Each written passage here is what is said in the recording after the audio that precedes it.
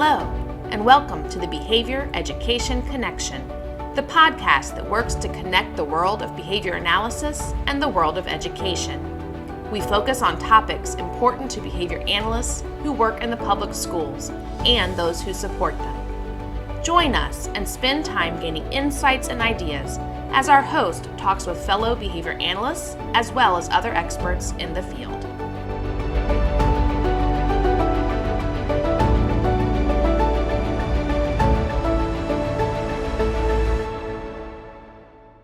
Hello, welcome again to the Behavior Education Connection. I'm your host, Dr. Selena Layden, and I'm excited today to be joined by two wonderful guests that we've had on before. We have Elizabeth Boynton. Hi, Elizabeth. Hello, Selena. And Daniel Irwin. Hey, Daniel. Hello. Before we dive into our topic, do you all mind doing a brief introduction of yourselves? I'll go because I'm already unmuted. I'm Daniel Irwin. I am a Training and Technical Assistance Associate at VCU's Autism Center for Education and a BCBA. I'm Elizabeth Boynton. I'm a BCBA, and I currently work as a behavior analyst in the Department of Student Support Services in Stafford County Public Schools. Great. And you all have been on before, so I'm so excited to have you back. But today we are talking about a resource that has been developed by the Virginia Public Schools Behavior Analyst Network, and you two were definitely instrumental in spearheading this. And so the document itself, which will be linked in the show notes, is called The Considerations for School Leaders in Leveraging School-Based Behavior Analysis for Systemic Improvement in Public Education, which is a mouthful. So let's dive into what this document is. So just a brief overview of what the document is would be great. It is a document that sort of outlines a broader vision for behavior analysis in public school settings. And so what we intended to do was kind of outline what behavior analysts do in schools and then how the science of behavior can apply in different aspects of public school systems, and helping to identify areas where school-based behavior analysts can grow professionally, but also impact that systemic piece of school divisions in ways that people who are not behavior analysts may not have considered. So it kind of does two things. One, it helps outline where the science of behavior fits within a system and where behavior analysts can add value to teams and to processes and initiatives, so that school leadership can kind of understand that. But it also, what I hope it also does is give some motivation or some validation to growth within the field, within the public school setting. And so taking an eye not off of, but like typically there's autism and really specific special education programming that we know BCBAs are covering, expanding beyond that and sort of helping paint paths for behavior analysts who are working in schools but may want to grow professionally or expand their scope of competence. So that was a really good, like, kind of broad strokes overview. Can we talk a little bit about where this came from and why we decided to write this? I believe as behavior analysis has entered into schools, and as Daniel said, kind of more in that coming through on the autism side more specifically, or just helping with those really big interfering behaviors, we also saw a need to clarify what roles and responsibilities behavior analysts can have, so that our professionals aren't pigeonholed into one area, and to just educate the broader public, the school boards and school leaders, about what behavior analysis can bring to the table, and that investing in your existing behavior analysts and expanding what they do, as well as investing in additional behavior analysts, is worth it for the school. Yeah, I agree. I think one of the things that's really helpful about, and ultimately this is a white paper, right? It's just to talk about kind of some of the options that are available out there. And I think Daniel brought up a really good point that I think sometimes there is this perception that school-based behavior analysts work with kids with autism. And while they certainly do, they also work with lots of other kids. And there's also many school-based behavior analysts who don't really work directly with kids at all. They work with the adults who support kids. So they work with teachers and they do coaching, and they might be part of multi-tiered systems of support teams or whatever the case may be. And so the intent was to try to capture that in a way to help school leaders expand their thoughts about about what school-based behavior analysts could do and how they can help support and support the functions of the school, which is ultimately, better student outcomes. But there's lots of things that go into making better student outcomes. So, can you talk a little bit about the development process and what went into writing this, particularly around, there were lots of people involved in writing this to get a lot of different viewpoints. Yeah, this was definitely a multi-phase effort over many years. I started in the beginning where it was just an idea for a white paper and really just like a brainstorming session with a lot of different behavior analysts currently working in Virginia schools and kind of putting our brains together, dumping some ideas down and getting some initial sections kind of on paper. And then the education subcommittee of the VAPSPAN picked up the work and kind of looked at the structure of it, making it into the white paper kind of structure we have now. And a lot of people looked at it both from the writing perspective, from the editing, into formatting, into what it looks like. And now the education subcommittee continues to work with it in terms of disseminating it and how to get the information out there to the people we want to read it, both as the full paper and in other more digestible short form formats. Yeah, I mean, it is a pretty long document. There's a lot of information in there, but I think the information is really helpful, and it's really good for not only school-based behavior analysts to be reading this, but for administrators and for other stakeholders. Daniel, do you want to talk a little bit about the team who contributed to this? I'm glad you asked because that's yeah. So it was a team of BCBAs that work either in our university kind of state programs and those who are in the schools themselves. And so we've had people that are in administrative roles, folks that support special education. Um, I I feel like we had some classroom-based folks as well, but people that sort of represent all the kind of different things that behavior analysts can do in schools, and are currently doing. And to Elizabeth's point, we sort of knew what we wanted to, we knew there were several messages we wanted to get out there. It was about pulling them together into something, so that we could be more systematic and thoughtful about our approach to disseminating the information. And so by having those perspectives, while it was a challenge to kind of structurally build it out and sort of identify the theme, I think it really paid off in that we do have kind of this cohesive message that is, like you said, it's kind of long, but there's some key points in there that I think are really important for administrators and to empower behavior analysts who are in schools to sort of say, hey, here's this document. This is what I'm saying. This is how I'd like to grow. So let's dive into the document content itself. So talk a little bit about, this is really intended for school leaders, right? And that was a decision that we had to make at some point, is who the intended audience was for this. But while this is intended for school leaders, it has really good information for a lot of other stakeholders that I think is important. But as we dive in, I mean, there's kind of the preliminary stuff and some explanation, but what are some of the key takeaways that people should be looking for? So one of the sections I love is the opportunity section about really it lays out some different ways like strategic planning or working with MTSS or PBIS leadership, some really specific examples of opportunities that the science of behavior and our school-based behavior analysts can have an impact on a division, which links to, in the appendices, there's some case studies and examples of how behavior analysts work within a division at different levels. And if you're thinking about a tiered system at tier 1, tier 2, and tier 3, working within a special education and at the systems level. And so these examples are really good, concrete ways to give people ideas of how to leverage behavior analysis.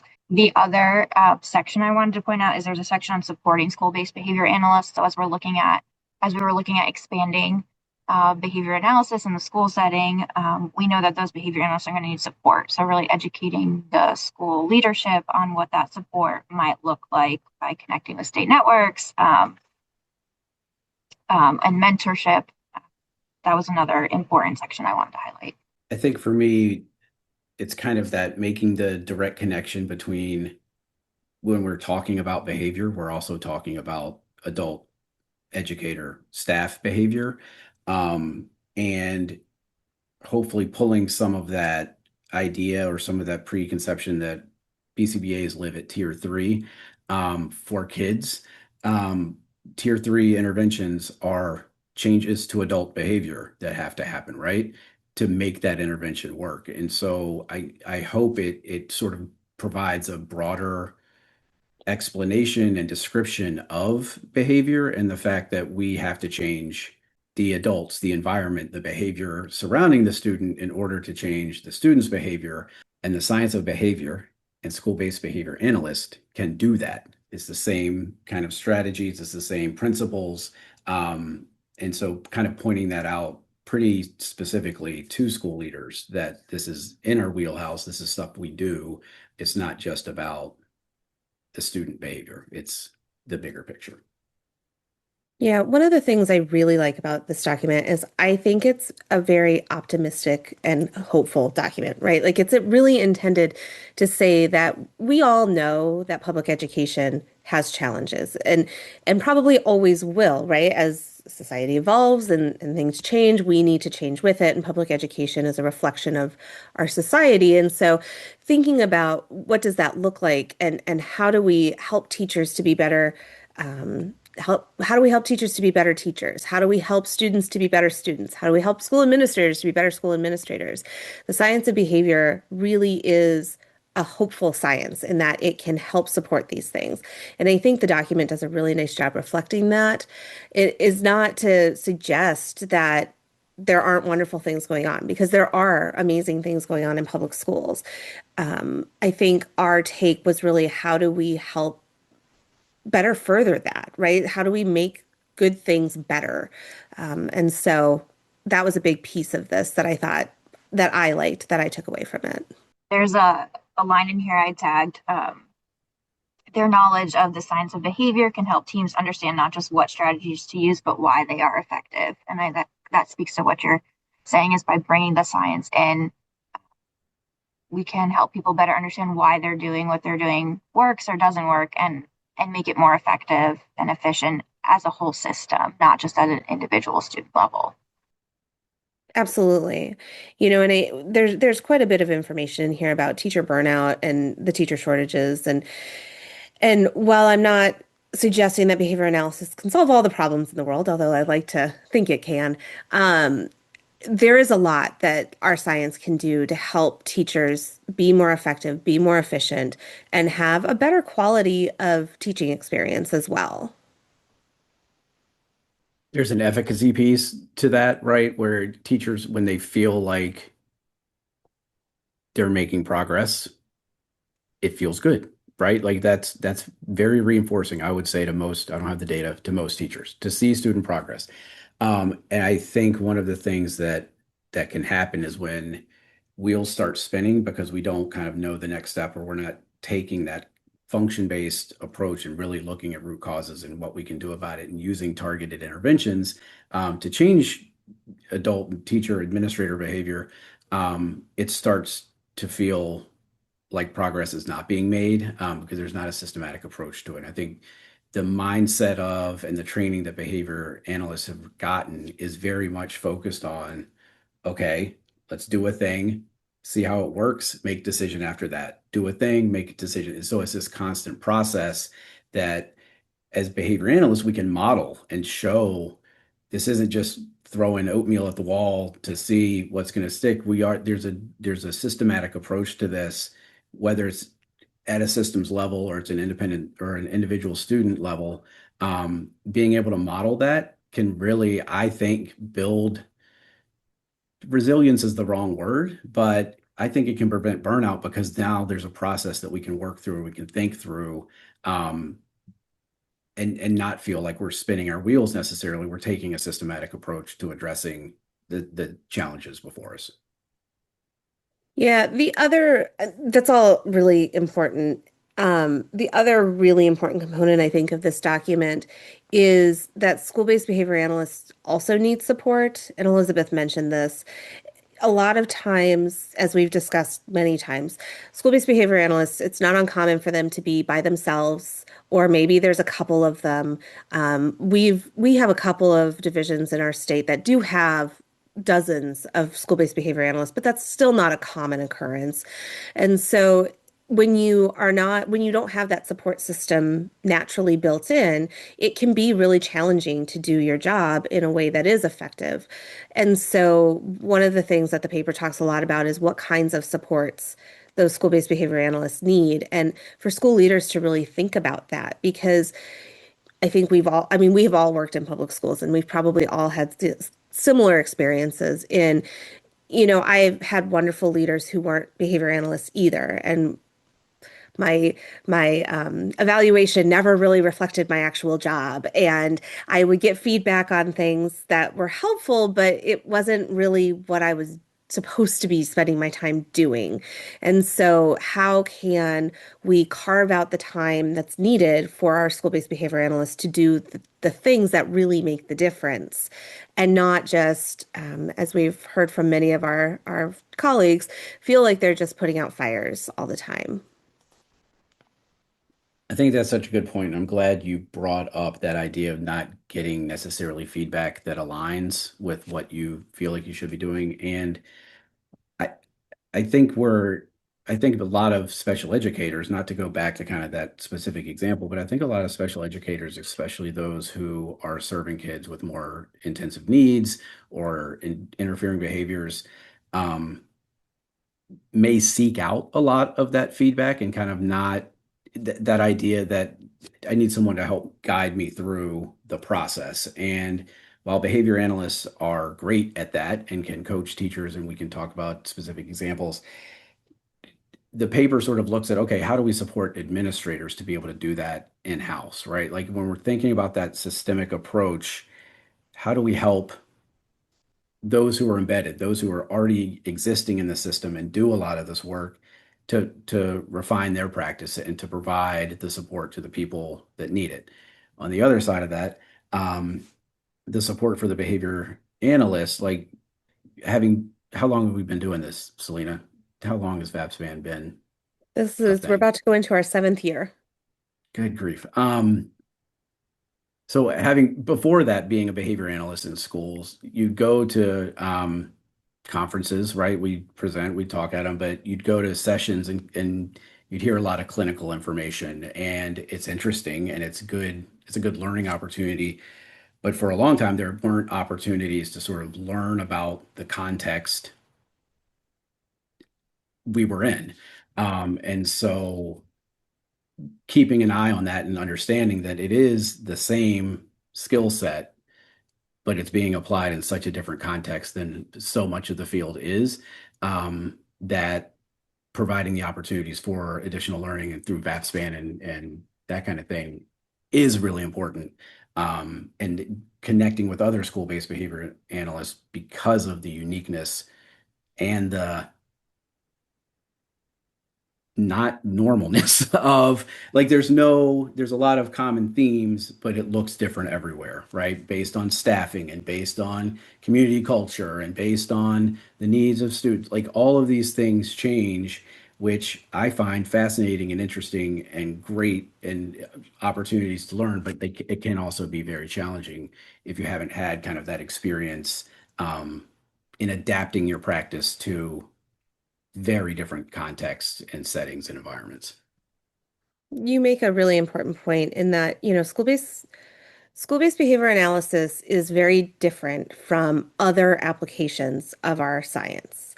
And so if you are someone who works in a clinic with kids with autism, that is different from someone who works with in the field of gerontology, or someone who works with gambling addiction. We have all these different applications of our science. And sometimes I have observed that we don't always recognize that school is a different application. And a lot of times I think people come into school positions with this feeling of, well, I know how to do behavior analysis, so it's the same, or it'll be fine. And And yes, you can do things that it will be fine. You can find mentorship and you can find supports and community and all of those things so that you can learn. But to just come in and assume you're going to do the same thing and it's just going to work out, I'm not sure that that is the right tactic. And some of the things that we discuss in this paper really lend themselves to kind of explaining why that's the case.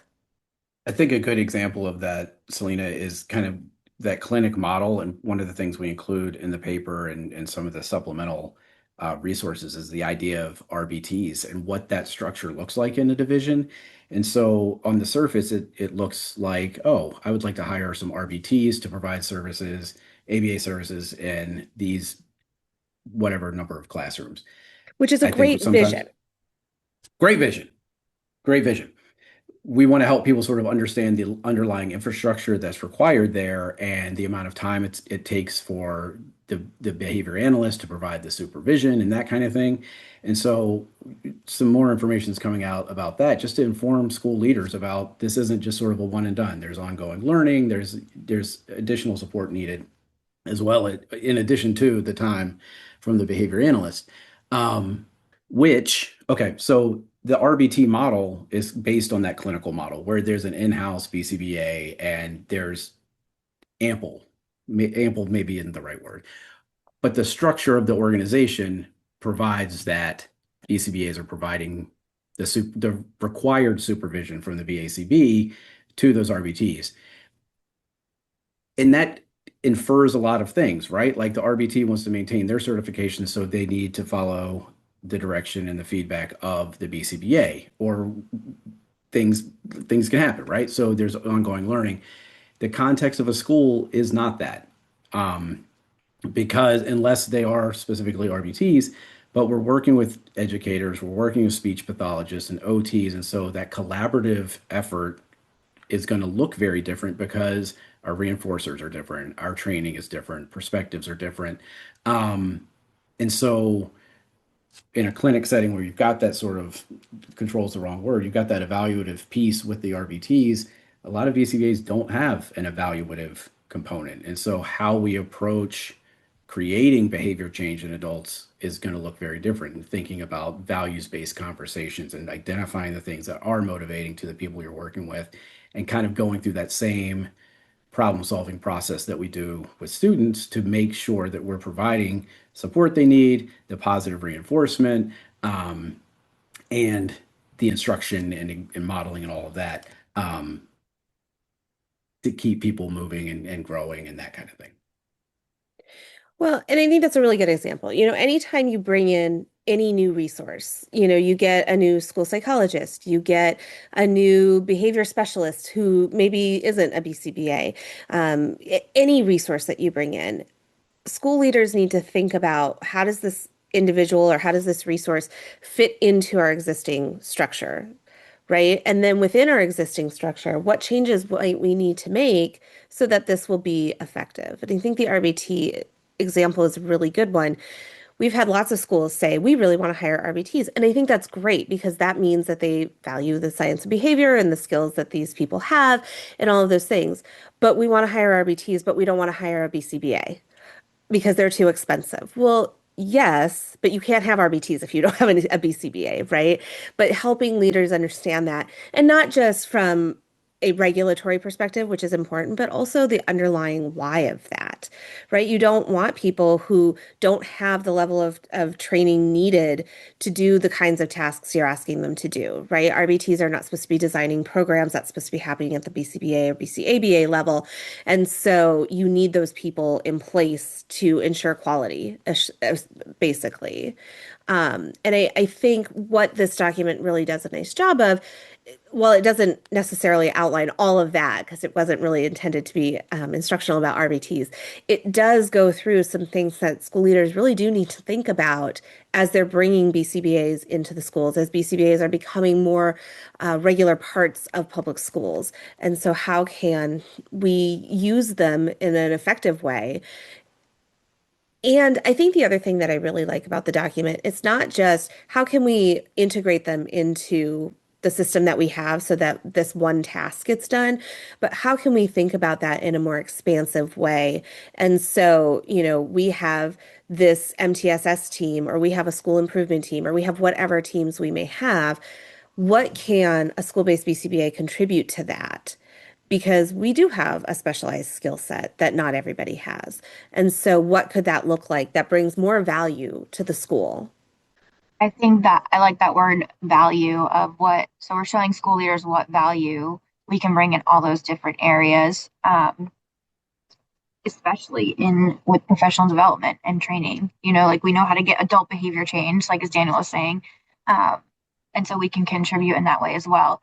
And again, while the audience is intended to be school leaders, I do think existing school-based behavior analysts or those interested in becoming school-based behavior analysts should read this and think about what are all the other ways I can apply my science. And if I'm not comfortable in these areas but want to work in schools, maybe that's the place I expand some of my competency.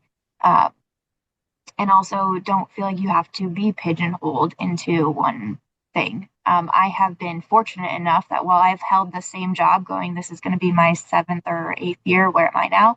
Um, what I'm actually doing day to day has changed slightly, and I've been able to build for myself, like being involved in MTSS when that was not the intention of this position initially. So this paper is going to help me do even more of that in my division and make a case for hiring additional behavior analysts to fill other roles. Their title doesn't have to be behavior analyst. They might be an MTSS coordinator or lead a PBIS division or work at a building, or work in professional development. There's lots of different titles that we could hold while contributing in different areas. Yeah, and I think that's a really important point is that the title isn't necessarily indicative of the job, right? And so, one, we may get hired into roles where there's one thought of how it's going to play out. And then we have a lot of, I think one of the things that is really nice about education is you actually do have a lot of influence on what your job looks like. There's the core responsibilities that you have to do, right? But I think there is room to say, hey, wouldn't it be great if, or hey, I can help in this. I think Elizabeth has a really great example. She brings up the MTSS. You all didn't even have MTSS in your division for a while, and you were pretty instrumental in being able to say, we really need this. We need to bring this in, and I'm willing to take part of this on. And your division has worked to embrace that. We are a work in progress, but we are definitely making steps forward. Um, and on another side, I was able to propose a pilot to do something in elementary school more proactively rather than living in tier 3 reaction world, which a lot of behavior analysts in schools live in. To say, hey, I see, we have a lot of students who don't have basic communication, really working just that functional communication piece in middle and high school, and it's really limiting their access to education or even being in buildings with other same age peers. And so because I had the data and because I had that lens, I could bring that back. And now I'm supporting teachers in developing kids' skills at the very early level to try to prevent that for those kids in the future. And because, again, that was not something that my role was initially created for, but it has been able to evolve into that. And so I feel like if you're a current behavior analyst looking to do something like that, this white paper it's not just your own thoughts about it. You now have like a document to help back you up with a lot of references if you need more. Yeah, I think that's actually a really good place to kind of pause and wrap up today. But before we do you have any last minute thoughts that you want to share with our listeners?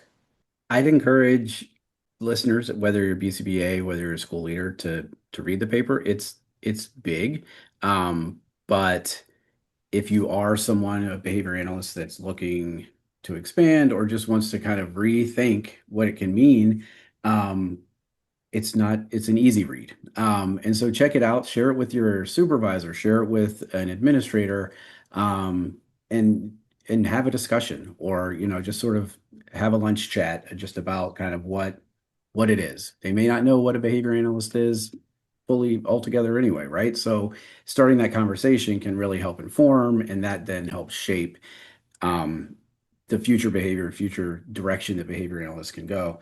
And can shape like what job descriptions look like, right? Like when people understand better sort of the scope and capacity of the science of behavior, then we may be creating job titles and job responsibilities that are more in line with some of that systemic improvement and that kind of thing. That was well said, Daniel. I would say essentially the same thing. If you're a current school-based behavior analyst or looking to be one, definitely read this. And again, share it with your leadership. Go for a lunch chat or send an email and pick one or two things specific to your division, a need you see, something that links up with the paper, to give yourself a specific talking point about why your leadership should listen more to you and what problems you can help solve. Yeah, I think that's a really good place to leave it. I am going to add one more thing, and this actually comes directly from the document. In the executive summary, there's a call to action, and I think it summarizes really well our conversation. And it says the call to action is to realize the full potential of this expertise of behavior analysis. School district leadership must commit to the strategic integration of SBBA's, school-based behavior analysts, across all levels of the education system. By doing so, public schools can foster a more sustainable, productive, and positive learning environment. Continued funding, professional guidance, and a broader dissemination of ABA principles are essential steps to optimize this critical resource. So I think at the end of the day, school-based behavior analysts have so much to contribute to schools. And I think because we are newer to the public school realm, we still have a lot of education and advocacy to do around what it is that we can contribute to public schools. And so working with school leaders, working with other colleagues, I think is a really critical step to make that happen. And this white paper is one step in that process. So that said, Elizabeth, Daniel, thank you so much for joining me today. It was great. Thanks for having me. Yes, thanks for having us. And again, the link to this document will be in the show notes. It is free. Please download it, use it, share it. We really encourage people to be using this. We would love to see it being disseminated. So if you have any comments or feedback, we would love to hear that as well. And we will see you on our next episode. Thank you for joining us on this episode of the Behavior Education Connection. Join us next time for another great conversation about behavior analysis in the schools. And don't forget to subscribe so you don't miss out on an episode. Sending out a special thanks to the Virginia Department of Education for supporting our work. We look forward to connecting with you all again soon.